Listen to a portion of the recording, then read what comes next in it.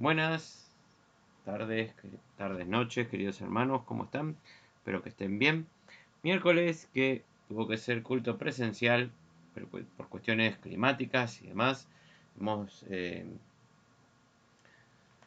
llegado a la conclusión que iba a ser más fructífero hacerlo de manera virtual para que todos podamos estar a resguardo de la tormenta que por la zona de Matanza y demás ha sido bastante grande. En la zona de Retiros e inmediaciones en Capital Federal también ha sido bastante potente la cantidad de agua, zonas inundadas y demás.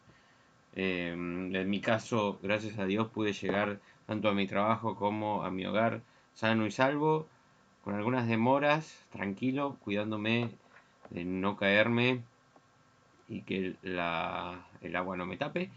Pero bueno, gracias a Dios puedo dar fe que gracias a su provisión uno ha llegado y regresado sano y salvo. Queridos hermanos, hoy vamos a continuar con la segunda carta de Corintios y vamos a avanzar. Continuaremos con el capítulo 2 y vamos a continuar con parte del capítulo 3.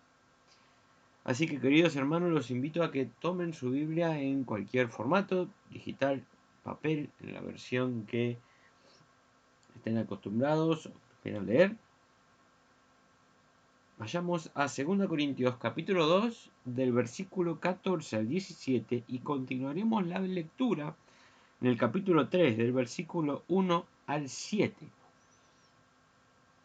Y antes de dar inicio a la lectura, vamos a tener una oración para dar inicio a este estudio. Amado Dios, Señor nuestro, te damos gracias, Señor, por tu provisión, Señor, gracias por que podemos llegar sanos y salvos a nuestros hogares. Te estamos pidiendo, Señor, que intercedas y guías a los hermanos que están moviéndose en este clima por cuestiones de estudio, de trabajo, regresando del trabajo a sus casas, Señor, cuídalos, protégelos de las inclemencias climáticas, Señor. Te pedimos por aquellos hermanos que están pasando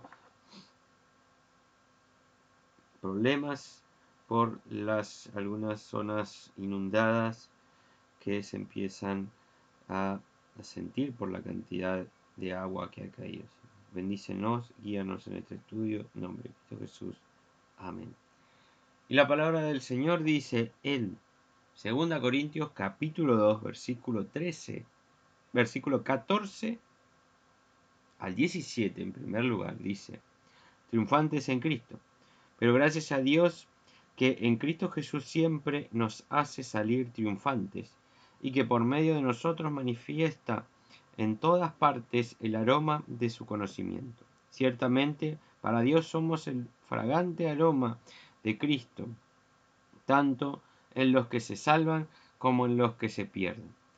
Pero para esto somos olor de muerte, que lleva a la muerte, y para aquellos somos olor de vida, que lleva a la vida. ¿Quién está calificado para una tarea tan importante? Nosotros no somos como muchos que negocian con la palabra de Dios, sino que hablamos de Cristo con sinceridad, como enviados por Dios y en la presencia de Dios. Y continuamos en el capítulo 3, del versículo 1 al 7, dice: ministros del nuevo pacto. Comenzamos otra vez a recomendarnos a nosotros mismos. ¿O tenemos acaso que presentarles a ustedes o pedir de ustedes cartas de recomendación, como hacen algunos?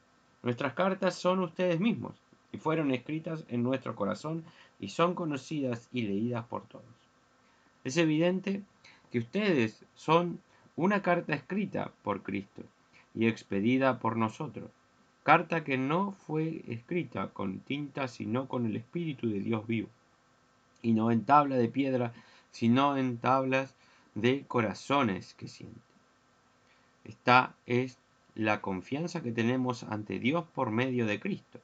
Y no es que no creamos competentes por nosotros mismos, como si esta competencia nuestra sugiere en nuestra propia capacidad. Nuestra competencia proviene de Dios. Pues Él nos hizo ministros competentes de un nuevo pacto, no de letra, sino del espíritu, porque la letra mata, pero el espíritu vivifica. Si el ministerio que llevaba a la muerte y cuya letra estaba grabada en piedra fue tan glorioso que los hijos de Israel no podían ni mirar el rostro de Moisés debido al resplandor que su rostro reflejaba, aunque era un resplandor efímero. Y hasta aquí la palabra del Señor. Comencemos desde el inicio de este estudio, desde el inicio que comenzamos la lectura, del capítulo 2, del versículo 14 al 17. Pablo nos va a reflejar con algo de la época, ¿no? Nos representa una cuestión como si fuera un desfile, ¿no? ¿Por qué Pablo va a tomar la cuestión nos hace salir triunfantes y que por medio de nosotros manifiesta en todas partes el aroma de su conocimiento? Para Dios somos el fragante aroma de Cristo, tanto en los que se salvan como los que se pierden, ¿no? Pablo acá toma la imagen de lo que era costumbre en la época, cuando Roma, el ejército romano o otro ejército, pero tomamos principalmente la costumbre de los romanos, cuando ganaban un conflicto y regresaban a Roma, se acostumbraba que el general a cargo, el César, o algún allegado a él, llevaba una corona de laurel en la cabeza y iba a las huestes atrás con a caballo, se acostumbraba, y así sucesivamente desde el mayor, o sea, desde el César que había ganado, hacia atrás iban, digamos, los primeros generales, los soldados, y después, hacia el final, iban los que iban a ser, los que habían perdido el enfrentamiento, ¿no? Habían aceptado el liderazgo de Roma, del general que había ganado, y los que no habían aceptado, ¿no? Los que habían aceptado iban a ir en la procesión como vestidos, con una vestidura representativa de lo que iban a ser, que iban a ser esclavos, ¿no? Y los otros iban encadenados, engrilletados, acostumbrados, y con alguna particularidad, alguna señal, se acostumbraba a colocar un collar de cuero muy, muy ajustado con una argolla, en donde iba a representar que ellos iban a ser llevados a la muerte, ¿no? Los esclavos se acostumbraban a la argolla, y los que iban a ser llevados hacia la muerte era algo parecido con otras simbologías, ¿no? Ellos iban a morir directamente en alguna inauguración de algún juego. Digamos que el punto iba a ser llevado al final de su vida, o podían ser crucificados o quemados. Y la fragancia que nos muestra Pablo es eso. Justamente en las procesiones acostumbraba quemar incienso, o tirar pétalos de flores y demás. Entonces el olor para algunos simbolizaba que iban a seguir su vida como esclavos, ¿no? Y otros, lamentablemente, iban a ser condenados a muerte, ¿no? Para algunos representaba el fin de su vida ese olor, y otros iba a simbolizar una vida de esclavitud, una nueva vida, ¿no? Pablo toma esa imagen, pero ¿a qué nos quiere mostrar, no? Cristo es el dueño de todas nuestras vidas. Él pagó con sangre nuestra vida, ¿no? Estábamos perdidos, perdíamos la guerra contra el pecado. Con el sacrificio, con el pago que hizo Cristo, Él nos compra para Dios, ¿no? Para Dios somos el fragante aroma de Cristo, tanto en los que se salvan como en los que se pierden, ¿no? Simbolizamos para Dios lo mismo por el sacrificio que hizo el Hijo. Pero estos somos olor de muerte que lleva a la muerte, y para aquellos somos olor de vida que lleva a la vida, ¿no? Ambos, con los que aceptamos a Cristo, somos esclavos de Él, en el buen sentido, ¿no? Somos siervos de Él, y los que reniegan, los que no aceptan a Cristo, lamentablemente, son conducidos, llevados a la muerte, ¿no?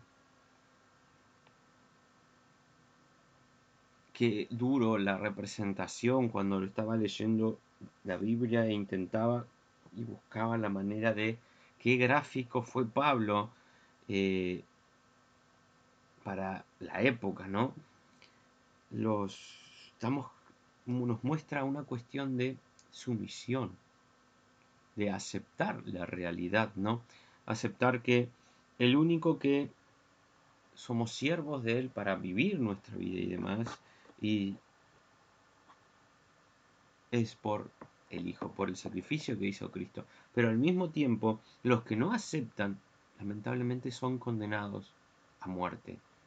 Y Cristo, para algunos, es símbolo de otra vida, de un volver a nacer, de tener un propósito, de ser siervo de Él. Y para otros, al seguir renegando de la veracidad de la fe, al seguir luchando contra la fe, lamentablemente lo lleva a la perdición, a la mismísima muerte.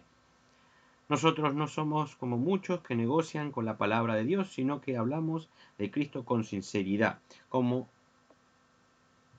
enviados por Dios y en la presencia de Dios, ¿no? Pablo acá nos está mostrando de que, bueno, ya nos muestra la evidencia de que había gente que usaba la palabra de Dios, ¿no?, a su conveniencia. Dice, no somos como muchos que negocian con la palabra de Dios. Estaban, digamos, negociando con la palabra del Señor. Hablamos, él dice Pablo, hablamos de Cristo con sinceridad, con toda la autoridad de Pablo, de los apóstoles, ¿no? Está marcando ahí toda la autoridad de lo que estaban haciendo. Y a continuación va a mostrarnos, ¿no? A responderle a esas personas que estaban negociando con la palabra de Dios, esas apariciones, esos falsos profetas que estaban haciendo males, estaban haciendo con el uso de la palabra de Dios y el mensaje de salvación, estaban usándolo para su conveniencia, sacando provecho. Y dice, nuestras cartas son ustedes mismos, fueron escritas en nuestro corazón y conocidas y leídas por todos, dice. Eso le está respondiendo al versículo 1 del capítulo 3, dice, ¿comenzamos otra vez a recomendarnos a nosotros mismos? ¿O tenemos acaso que presentarles a ustedes o pedirle a ustedes carta de recomendación como hacen algunos, ¿no? Ellos no necesitaban presentación o ir con títulos y demás. Ya eran de puro conocimiento. Pablo, con los hermanos que estaban trabajando en diferentes iglesias, otros apóstoles y demás, tenían toda la autoridad y no necesitaban ninguna presentación, ninguna carta, sino que a donde iban a predicar, donde se movían predicando y demás, su sola presencia ya bastaba, su dialéctica, su autoridad por el Espíritu Santo, bastaba para hacerse presentes. Y las obras, las iglesias crecían porque se dejaban, estaban bien guiadas, bien dirigidas por Pablo, por sus allegados, que aprendieron la sana doctrina. Y lo más importante para mí es que no solo se guiaban por la sana doctrina, sino que el Espíritu Santo, el Espíritu de Dios, los acompañaban. Hacían lo que tenían que hacer, se sacrificaban, tomaban riesgos, siempre guiados por Dios, ¿no? Es evidente que ustedes son una carta escrita por Cristo, ¿no? Una evidencia total en carne de la obra que estaban haciendo, ¿no? No, los corintios no necesitaban nada, solamente tenían que verse reflejados en un espejo y tomar conciencia de lo que eran, de que estaban siendo escritos por Dios, su obra, su crecimiento. Carta que no fue escrita con tinta, sino con el Espíritu del Dios vivo. Y no en tablas de piedra, sino en las tablas de corazones que sienten. Y acá está entrando una cuestión que la vimos en la primera carta a los Corintios, en donde Pablo está en una continua conflictividad, digamos, con la ley principalmente de los judíos, con las que él se formó. No nos olvidemos que Pablo fue un perseguidor de los cristianos. Pablo también entendió que la ley por la ley misma, si se aplica sin amor, sin el amor de Cristo, de nada vale. No edifica.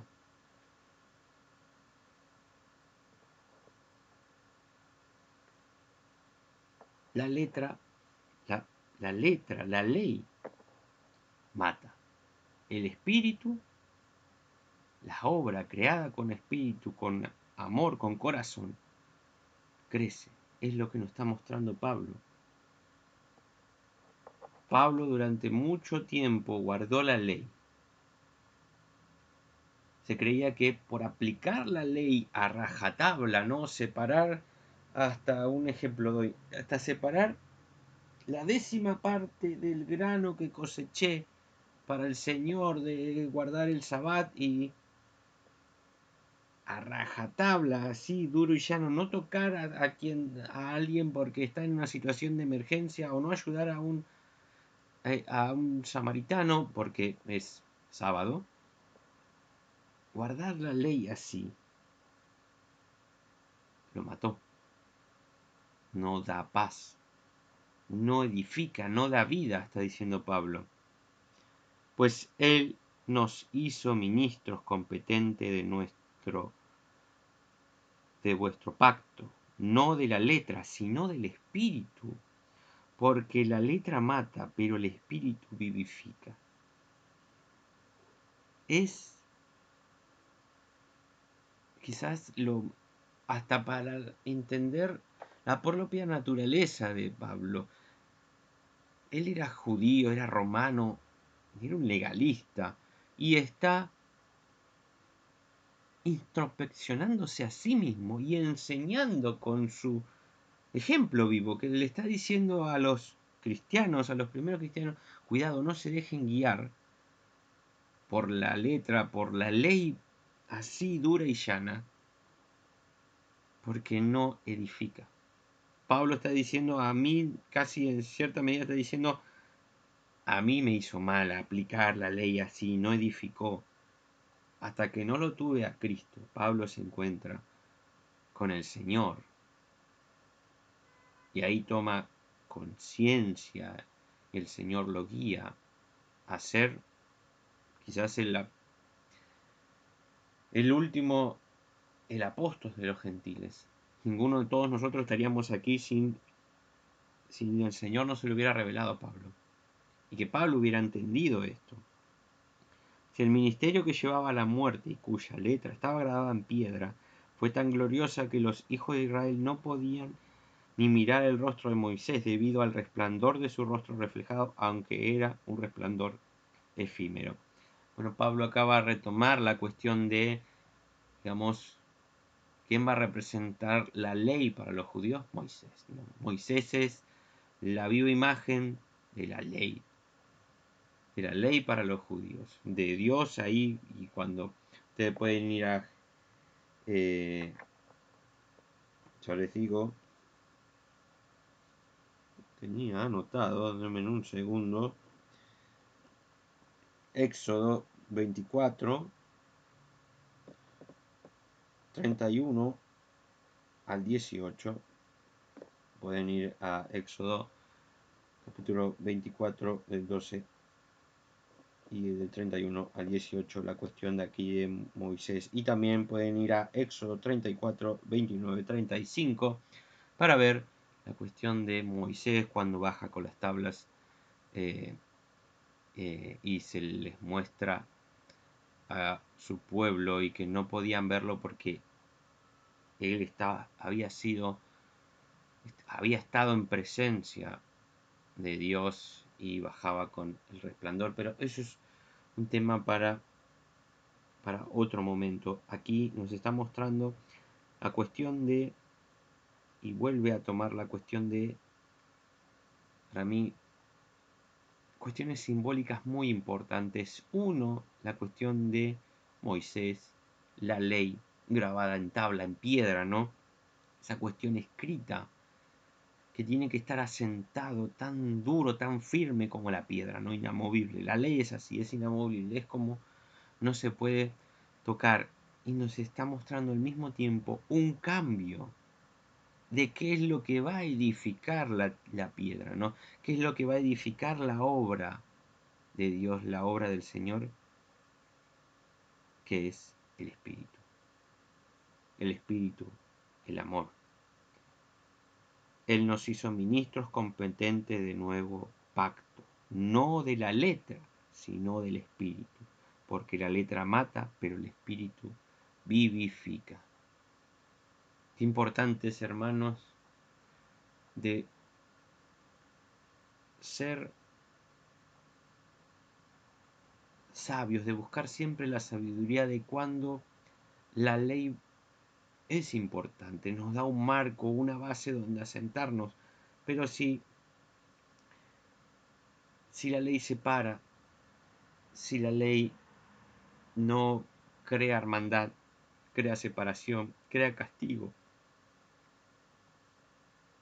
y nos olvidamos del Espíritu, del amor, del sacrificio que hizo Cristo por nosotros, la obra no se va a poder producir. A los judíos les pasó. Por estar asentados en la ley no pudieron ver al nuevo Mesías, no pudieron ver a Jesucristo, al Hijo de Dios. No lo pudieron ver, lo tenían ahí enfrente. Y por estar cegados por la ley, por la tabla rasa, no la podían ver. Y otra cuestión es la importancia del Espíritu, del olor de Jesucristo que nos da triunfo, nos lleva a una gloria. Somos esclavos, somos siervos de Él. Eso hay que tenerlo siempre presente. Pero que nos da triunfo. Y que tenemos que orar y trabajar para que aquellos hermanos que significa muerte, que no pueden ver el olor triunfante del sacrificio de nuestro Señor, que puedan llegar a verlo. Que lleguen a ver, que lleguen a sentir como muchos sentimos y hemos sentido en nuestros primeros acercamientos, el poder del Espíritu, el poder que tiene Dios en nuestra vida. Queridos hermanos, nos despedimos, oremos unos por otros y estemos atentos a las actividades. Primero, sábado octubrillante, todos abocados a octubrillante. Vengan, traigan sus nietos, primos, sobrinos, hijos, hijas, vecinos, todos a la Plaza de los Mataderos, justo en la esquina de la iglesia. a trabajar. Los que estamos encargados, estamos, digamos, estamos más en contacto, corriendo. Pero si vos, hermana, tenés 5 minutos, venite antes. Porque vamos a arrancar alrededor de las 4. Pero tenemos que preparar. Vení a ayudar, vení a confraternizar, a alcanzar una silla, un vaso, lo que sea. No importa la edad que tengas. Vení a evangelizar, a trabajar con todos nosotros para llevar y traer la luz de Cristo a estos tiempos. Dejar de lado la oscuridad de Halloween y traer y cambiar y mostrar realmente que Cristo es la luz. Siguiente tema es tema del domingo, que hay varias actividades. Primero, escuela dominical a partir de las 10. Culto a partir de las 11. Y posteriormente, después del culto, no se olviden los hombres que tenemos nuestra reunión de mes, de como estamos teniendo últimamente todos los últimos domingos del mes, tenemos un encuentro en donde estudiamos y confraternizamos los hombres. Recuerden, igual vamos a estar mandando una placa seguramente y lo vamos a anunciar el domingo en el culto. Que no se olviden los hombres de estar presentes y busquemos todos juntos qué hombre se puede sumar a fraternizar, a compartir, a crecer todos juntos como iglesia. Oramos, nos despedimos. Amado Dios, Señor nuestro, te damos gracias, Señor, por este culto. Te pedimos, Señor, que nos bendigas, bendícenos, guíanos para las actividades del fin de semana, Señor, y guíe cada hermano que esté sano, fuerte, para que pueda ayudar, Señor, con sus manos, con su presencia en las actividades del fin de semana, Señor, para edificar tu templo. Bendícenos, en nombre de Cristo Jesús.